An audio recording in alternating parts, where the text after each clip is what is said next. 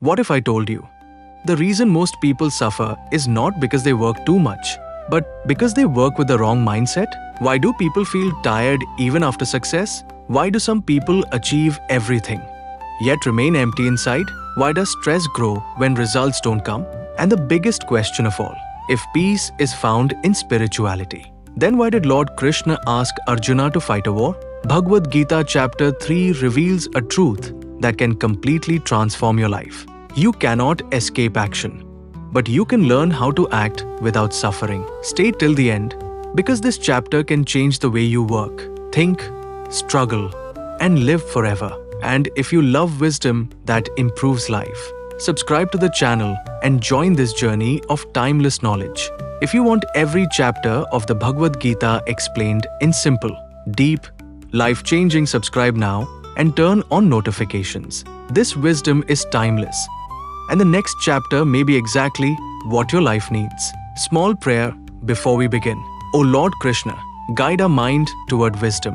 Fill our heart with peace. Remove confusion and fear. Teach us how to act with purity, courage, and balance. May this sacred knowledge enter our life, not just our ears. Om Shri Krishnai Namah. Bhagavad Gita Chapter 3 is called Karma Yoga, the yoga of action. This chapter answers one of humanity's oldest questions. Should I leave the world to find peace, or stay in the world and fulfill my duties? Many people think spirituality means leaving responsibilities. Many think peace comes only by escaping struggle. Many believe work is the enemy of happiness. But Krishna destroys this confusion. He teaches Arjuna, and through Arjuna, all of us, that work is not the problem. Attachment is the problem. Ego is the problem. Desire-driven action is the problem. The same work that binds one person can liberate another. This chapter is for students, workers, parents, business owners, leaders, seekers, and anyone confused about life. The war is about to begin. Conches have been blown. Warriors stand ready. The earth trembles beneath chariots. Arjuna, one of the greatest warriors, stands in his chariot with Lord Krishna as his guide. But instead of courage, Arjuna is filled with doubt. In Chapter 1, he collapsed emotionally. In Chapter 2, Krishna gave deep wisdom about the soul, death, discipline, and wisdom. Now Arjuna is confused again. If wisdom is so great, if knowledge is superior, then why should he fight? This confusion begins Chapter 3. Verse 3.1. Arjuna said, O Janardana, if you consider knowledge superior to action, then why do you urge me to engage in this terrible war? Meaning, Arjuna is asking, if peace comes from wisdom, then why should I enter conflict? This is a human question. We ask today, if meditation is good, why work hard? If peace matters, why chase responsibilities? If spirituality is truth, why deal with worldly stress? Arjuna speaks for all of us. Verse 3.2. Your words seem mixed and confusing. Please tell me clearly the one path by which I may attain true good. Meaning, Arjuna wants clarity. And this is important. When the mind is troubled, it wants shortcuts. When the heart is confused, it wants certainty. Krishna now gives one of the most practical teachings ever spoken. Krishna explains two paths. Verse 3.3. In this world, I have taught two paths. 1. The path of knowledge, Jnana Yoga, for contemplative seekers. 2. The path of action, Karma Yoga, for active people. Meaning, not everyone has the same nature. Some are naturally reflective. Some are naturally active. Some serve through thought. Some serve through action. Krishna teaches that spirituality is not one size fits all.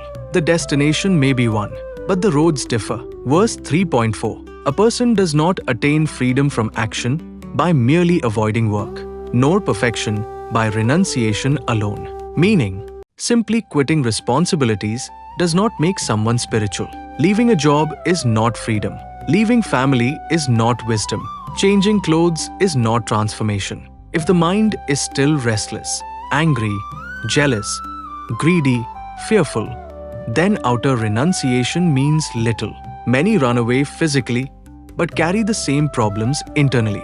Verse 3.5. No one can remain even for a moment without performing action. Everyone is compelled to act by the qualities of nature. Meaning, even when sitting still, you breathe, you think, you feel, your body functions, your mind moves, action is constant. So the real question is not, should I act? The real question is, how should I act? Verse 3.6. One who controls the senses outwardly but dwells mentally on pleasures is deluded and hypocritical. Meaning, a person may look disciplined outside, but inside be full of cravings. This applies today too. Pretending peace while boiling inside, looking humble while wanting praise, acting spiritual while chasing attention. Krishna values inner honesty over outer appearance. Verse 3.7. But one who controls the senses with the mind and performs action without attachment is superior. Meaning, the better path is not fake withdrawal. The better path is disciplined engagement. Do your duty. Stay balanced. Remain unattached. This is greatness. Verse 3.8. Perform your prescribed duty, for action is better than inaction. Even the maintenance of your body would not be possible without work. Meaning, duty matters. You cannot live meaningfully by avoiding all effort. For a student, study is duty. For a parent, care is duty. For a leader, responsibility is duty. For a human being, growth is duty. Avoided duty becomes inner weakness. Fulfilled duty becomes strength. Verse 3.9. Work done for sacrifice, yajna, does not bind. Work done selfishly causes bondage. Therefore perform action for a higher purpose. Meaning, this is one of the greatest teachings in the Gita. The issue is not action. The issue is why you act. If you work only for ego, greed, comparison, praise, control, stress follows. If you work for service, excellence, contribution, gratitude, freedom grows. What is yajna today? Yajna means sacred offering. Modern examples: teaching children sincerely, feeding others, doing honest work, serving family with love, building something useful, helping society. When work becomes contribution, it becomes sacred. Krishna explains that life runs through cooperation. Nature gives, humans receive, humans should return. When people only take and never give, imbalance begins. This applies today. Environmental damage, exploitation, broken communities, burnout cultures. Harmony requires contribution. One who lives only for personal pleasure becomes hollow. Why? Because the soul expands through giving. Pleasure alone cannot satisfy the heart. That is why many who have everything still feel empty. Krishna says even kings like Janaka attained perfection through action. Meaning, you do not need a cave to awaken. You can grow spiritually in family life, work life, leadership, business, service. The battlefield can become a temple if the mind is pure. Whatever great people do, others follow. Meaning, children learn from parents, citizens learn from leaders, students learn from teachers. People copy behavior more than words. So your life teaches constantly, even if no one says it. Krishna says, I have nothing to gain, yet I continue to act. Why? Because if I stop, others will stop their duties too. Lesson: great people don't act only for personal gain. They act from responsibility. The ignorant act with attachment. The wise act without attachment. The ignorant ask, what will I get? The wise ask, what is right? This single shift changes life. People think, I am doing everything. Krishna explains that many actions arise from nature's qualities. This doesn't remove responsibility, it creates humility. Sometimes mood changes, energy rises and falls, emotions move. The wise observe and guide themselves instead of blindly reacting. Arjuna asks, what pushes a person toward wrong actions even unwillingly? Krishna answers, desire and anger. When desire is blocked, it becomes anger. When desire is fed, it becomes stronger desire. Thus the cycle never ends. Like smoke covers fire, like dust covers a mirror, desire covers wisdom. Today this looks like endless comparison, addiction to validation, greed without peace, chasing image over truth. Krishna gives a ladder of mastery. Senses are powerful. Mind is higher than senses. Intellect is higher than mind. Self is higher than intellect. So strengthen intelligence through wisdom. then guide the mind, then control the senses, then live freely. Karma Yoga in modern life. For students, study not only for marks, but for mastery. For workers, work not only for salary, but for excellence. For parents, care not only from obligation, but from love. For creators, create not only for fame, but to serve. For everyone, do your best. Release obsession with outcome. Many people do not suffer because of effort. They suffer because they tie identity to results. If success comes, ego rises. If failure comes, self-worth falls. Karma Yoga cuts this trap. Work fully. Receive results calmly. Learn continuously what detachment really means. Detachment does not mean laziness. Detachment does not mean not caring. It means care deeply about effort. Do not collapse over outcome. Kurukshetra is also symbolic. Your battlefield may be anxiety, laziness, family conflict, financial pressure, self-doubt, temptation, comparison. Krishna's message remains: stand up, do what is right, do not run. 7 rules of Karma Yoga. 1. Do your duty. 2. Do it sincerely. 3. Do it ethically. 4. Do not obsess over results. 5. Drop ego. 6. Serve something larger than yourself. 7. Offer your work to the divine. When you stop working for applause, you gain peace. When you stop comparing, you gain focus. When you stop fearing failure, you gain courage. When you stop clinging to outcomes, you gain strength. Fight not from hatred. Act not from greed. Stand not for ego. Rise for dharma. Bhagavad Gita Chapter 3, known as Karma Yoga, is one of the most practical and life-changing teachings in the entire Gita because it answers a confusion that almost every human being faces at some point in life. Should I leave the world and search for peace? Or should I stay in the world and continue doing my duties? Should spirituality mean silence, isolation, and withdrawal? Or can it exist in the middle of responsibility, struggle, deadlines, relationships, and hard work? Arjuna stands on the battlefield with exactly this confusion. After hearing the wisdom of Chapter 2, where Lord Krishna explains the eternal soul, steady wisdom, and the importance of self-control, Arjuna wonders why he is still being asked to fight a difficult war. If wisdom is superior, then why action? If peace is the goal, then why conflict? If spiritual realization matters, then why duty? Krishna's answer becomes Chapter 3, and it is as relevant today as it was thousands of years ago. Krishna explains that there are different paths according to different natures, but for most people, the path of action done with wisdom is the right path. He teaches that no one can truly remain without action, even for a moment. Even when a person sits still, the body functions, the breath continues, thoughts arise, emotions move, and time itself carries life forward. This means that complete inaction is impossible. Therefore, the issue is not whether we act or do not act. The real issue is how we act, why we act, and what state of mind we carry while acting. This is where Karma Yoga begins. Karma Yoga is not merely working hard. It is not blind busyness, constant hustle, or exhausting yourself for material success.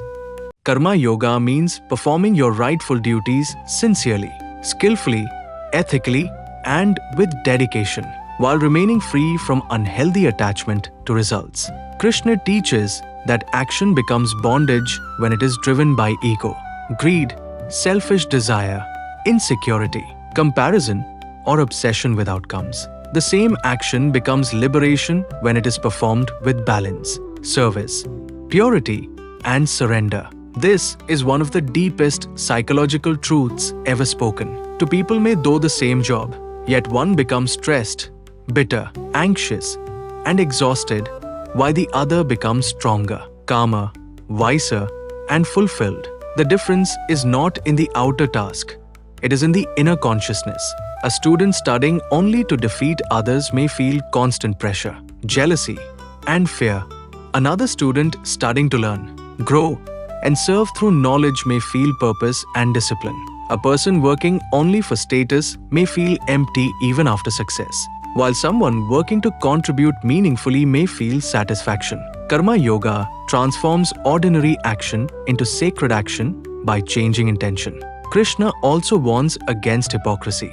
He says that one who outwardly restrains actions but inwardly dwells on desires is deluded. This means that simply appearing detached is not true detachment. A person may leave responsibilities outwardly but still remain deeply attached inwardly through fantasies, regrets, cravings, anger, and mental obsession. Such withdrawal is not freedom. True discipline is inner mastery, not outer appearance.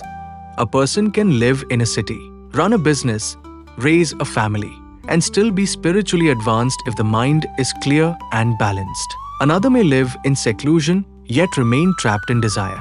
This destroys the false idea that spirituality belongs only to monks or isolated seekers. Krishna opens the door for everyone: parents, workers, students, leaders, artists, farmers, teachers, doctors, entrepreneurs, all can practice karma yoga through their daily duties. This is why Chapter 3 is so universal. It does not ask most people to escape life.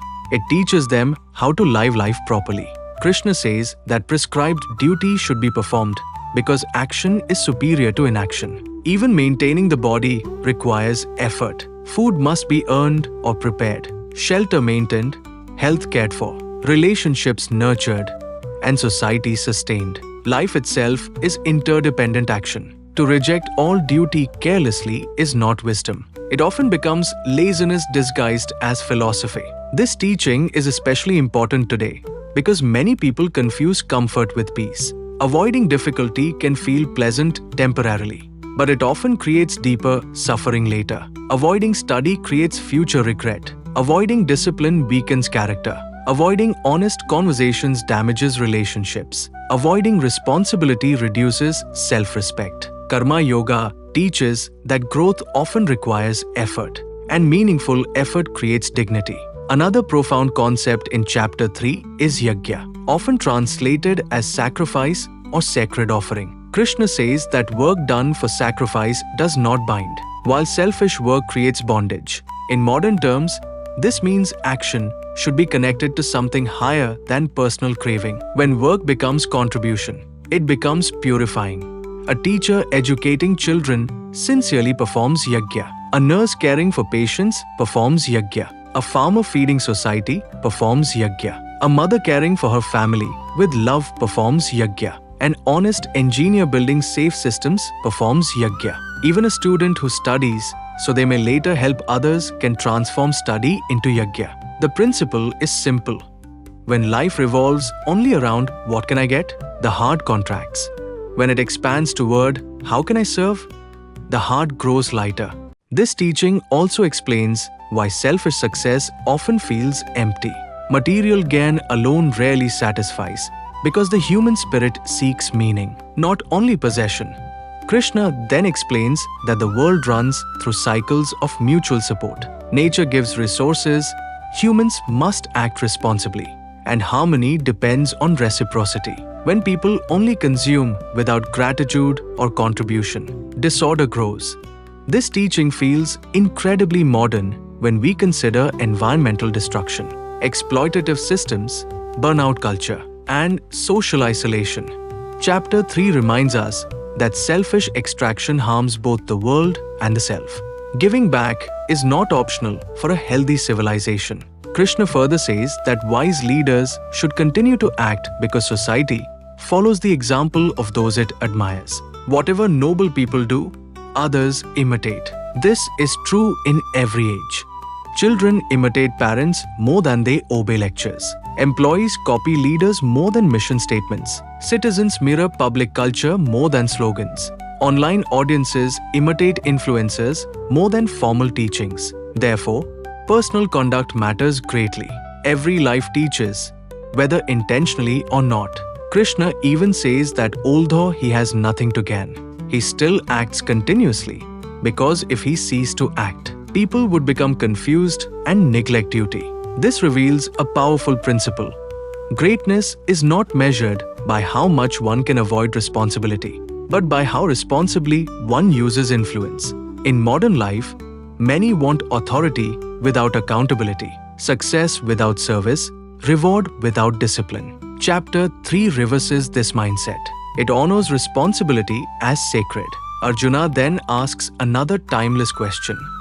What force drives a person to wrongdoing, even against their own better judgment? Why do people know what is right, but still choose what is harmful? Why does someone sabotage health, relationships, integrity, or peace despite knowing better? Krishna answers with extraordinary psychological insight. Desire and anger are the enemies. Desire, when obstructed, becomes anger. Desire, when fulfilled, often grows stronger. This creates a restless cycle of craving and frustration. One wants success, then more success. One wants praise, then more praise. One wants comfort, then greater comfort. If blocked, irritation rises. If achieved, appetite increases. This is why desire alone cannot produce lasting peace. Krishna compares desire to smoke covering fire or dust covering a mirror.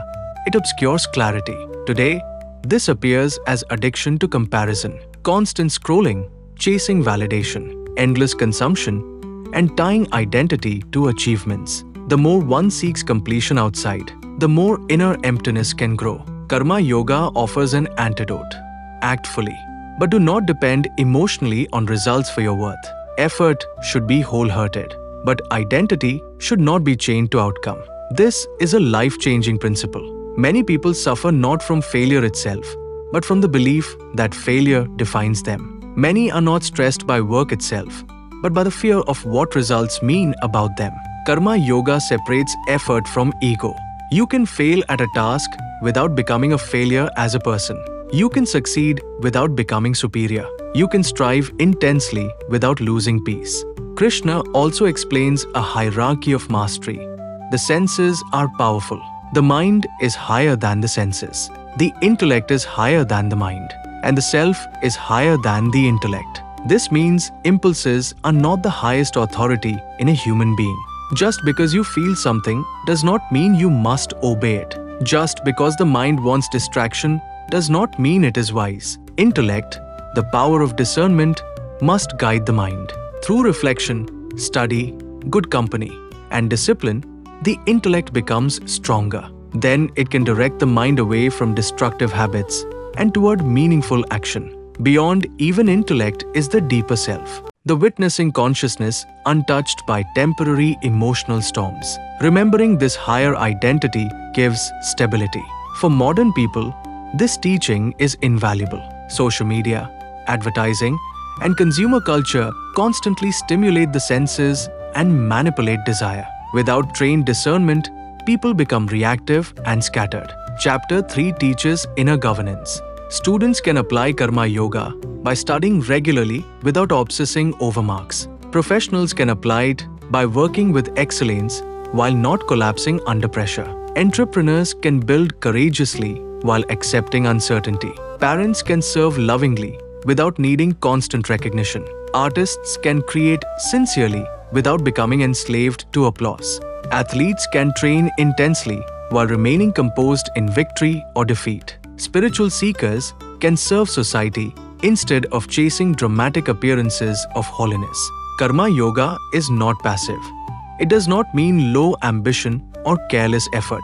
In fact, it often produces better performance because energy wasted on anxiety becomes available for focused action. Detachment does not reduce excellence, it enhances it. A mind obsessed with results is distracted. A mind dedicated to process is powerful.